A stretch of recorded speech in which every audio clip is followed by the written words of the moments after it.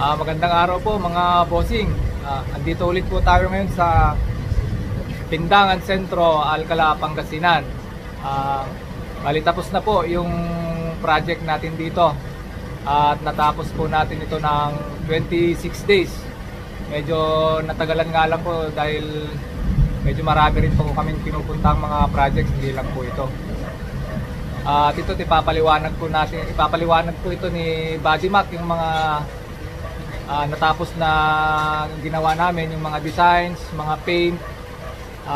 Tsaka pala, ako nga po pala si Buddy Noli, partner ni Buddy Mac sa mga projects. At ito yung mga kasama namin. Bali, pauwi na po kami ngayon. Dito po kami para sunduin sila, para ready for deployment na naman po sa mga ibang project na naman. Babalik po kami dito sa ibang araw para po dun sa ibang ipapagawa nung may-ari na si shout out nga pala kay Ma'am Nelly Torres Giron. Hello, madam. Maraming salamat po sa ibinigay niyo pong tiwala. Sana po nagustuhan niyo po yung gawa namin. Ito na po si Buddy Mac.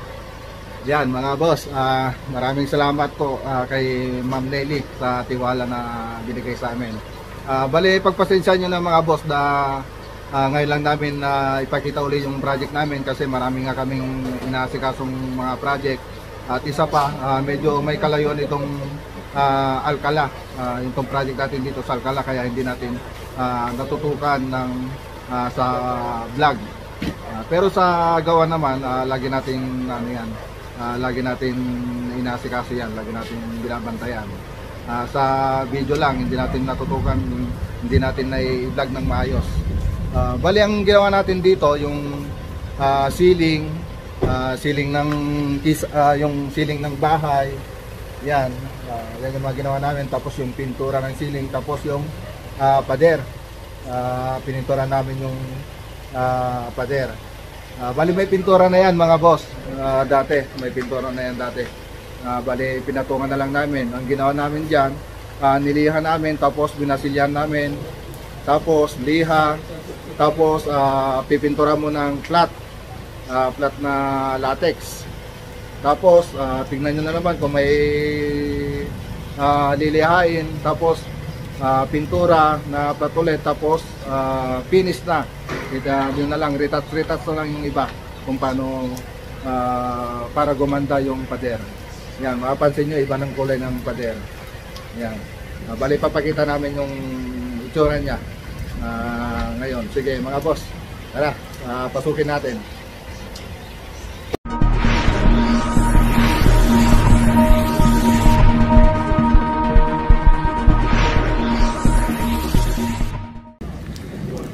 Bali, yan yung bahay mga boss dito sa Alcala, Pangasinan. Nasaan si Ambo? Ambo? Ayan yung pinaka-head namin dito, team leader ng dito sa Alcala. Halika rito at ipaliwanag mo nga yung mga ginawa natin dito sa sa bahay. Bali dito mga bossing, single drop lang yung ginawa natin dito, tapos pinintura natin ng gold kasi yan yung gusto ng may-ari ng bahay, yung nasa abroad. Gold yung pintura niya, tapos white yung kisame niya. Tapos sa loob, halika na rito Ambo. At ipaliwanag mo nga yung mga ginawa natin. Bali dito naman sa salas, ito yung pinakita kong video na paano gumawa ng double drop ceiling. Bali pag gusto niyo makita yung yung video nito kung paano namin i-prename, ilalagay ko na lang sa description box ng video na to. Ilalagay ko na lang yung link dito para makita nyo kung paano namin ginawa yung double drop ceiling, kung paano namin ginawa to, yung framing niya. Tapos yan nga, yung sabi ko kanina, yung kulay dito, ang pumili ng kulay dito yung may-ari ng bahay. Yan, sila yung namili, kulay gold. Tapos white yung ceiling, gold yung mga kornisa, ceiling rose. Tapos dito sa pader, yan din ang nagustuhan niyang kulay ng pader, light gray. Yan. Bale dito, halika rito Ambo, ano ba yung iba pang ginawa natin dito?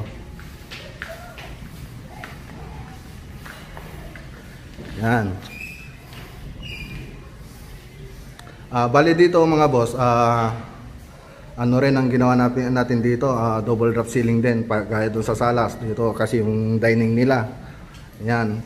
Tapos yung kulay ganun din. Tapos dito yung minibar. May sukat yan. Anong sukat niyan, Nambo? 152. 152 cm. Tapos yung kapal niyan is 60. Bakit 60? Kasi 60 yung ilalagay nating minibar dito. 60 yung lapat ng minibar na ilalagay natin. Bali, babalik pa kami dito mga boss. Kasi may additional tayong gagawin. Yung minibar dyan na lamesa. Tapos yung ito, lalagyan natin ng bato. Lalagyan pa natin ng bato ito. Yan. Yan. Pinapalagyan ng may-ari. Bali, additional na naman yan mga boss. Tapos dito sa kusina, flat ceiling lang. Ganyan lang yung ginawa namin dito. Tapos yung kulay, ganun din. Pati dito sa mga CR, flat ceiling din. Yan, bali pininturan na namin. Pakibuksan mga yung mga ano. Yan, ito yung CR. Flat ceiling din siya. Tapos gold yung cornisa niya. Dito sa kabila, wala to ilaw. Yan, ganun din. Tapos dito sa hallway, ganun din. Bali naglagay lang tayo dito ng false beam. Anong kapal ng false beam natin, Ambo? 20 cm.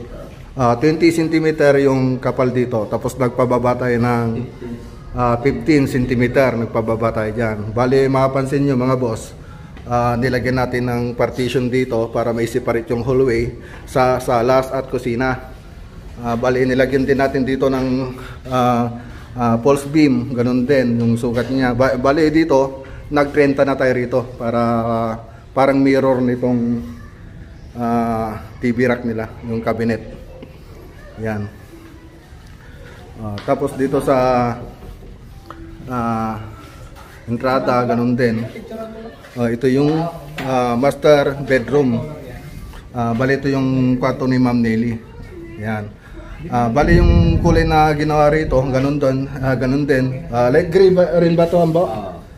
Light gray din itong pader na ginawa nila. Tapos white yung cornisa, semi-gloss. Tapos flat yung ceiling. May ano na rin tayo rito, cornisa. Naka-fabricate na yan na nakabilog, naka-reduce na yan. Tapos yung ceiling rose, meron tayong tindang ganyan. Tayo na rin gumagawa niyan mga boss. Yung ceiling rose, mga cornisa, tayo na rin gumagawa niyan. Meron tayong pagawan sa bahay. Bali itong bilog mga boss, pinaliwanag ko rin kung paano gumawa ng bilog na coblight. Bali ipapakita ko na lang dito sa ibibigay ko na lang yung description, yung link niya dito sa description. Ilalagay ko na lang doon sa description para makita nyo kung paano gumawa ng coblight na bilog. Tapos ito yung isang kwarto. Bali ito yung kwarto, iba rin yung kornisa rito. Ganun din pala yung kornisa, rose. Tapos nilagyan natin ng design sa gitna. Bali ito yung kwarto ng anak niya na isa. Single drop din ito mga boss. Tapos yung ginawa nating design dito, anong sukat na ito, Ambo? 20 by 15. 20 yung kapal niya, tapos 10 yung drop niya, tapos 20 yung kapal niya. Yan. Tapos kayo na lang pong bahalang mag-adjust kung gusto niyo gayahin ito. Tingnan niyo na lang po kung anong magandang ibagay sa kwarto ninyo. Yan po yung kulang na lang diyan, bali ilaw na lang sa gitna. Wala pa silang nabili. Pati dito yung ilaw na lang sa gitna, ganun din. Hindi pa nakabili. Tapos dito sa isang kwarto, yan, bali ito isang kwarto nila. Hello. Yan, bali ito mga boss, ganun din yung kulay niya. Bali kulay black din yung nilagay dito. Tapos naka-coblight yung gilid. Yan. Yan mga boss. Yan, tapos may drop tayo doon na pahaba. Yan. Bali kung gusto niyo makita yung ano, kung paano gumawa ng cove light, ipapakita ko na rin dito sa ano, ibibigay ko na rin yung link dito sa video, sa description. Ipapakita ko na lang doon kung paano gumawa ng cove light. Bali kompleto rekado na. Andito na, ipapakita ko na lahat dito sa description yung mga link kung paano ginawa yung ginawa namin dito sa project namin dito sa Alcala. Ayun lang mga boss.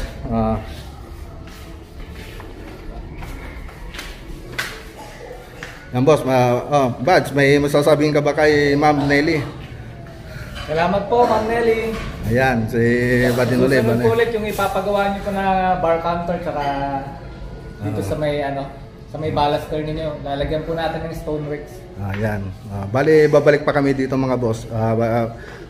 Babalikan namin yan, lalagyan namin ng stoneworks. Tapos yung sa may bar, ayan, lalagyan namin doon sa may nook bar. Ayan. Okay mga boss, sana may nakatulong sa inyo yung video ito. Sana yung sa mga nagpapagawa ng bahay, sana nagkaroon kayo ng idea kung paano gumawa ng ceiling at paano magpintura. Yung pintura pala mga boss, dati may pintura na to, pinatungan na lang uli namin. Yan mga boss, sana nakatulong po sa inyo mga boss yung video na to. At sa mga gustong matutong gumawa ng ceiling, sana nakatulong sa inyo. Yan, ganito lang to ang video natin mga boss. Magandang araw po sa inyong lahat at God bless.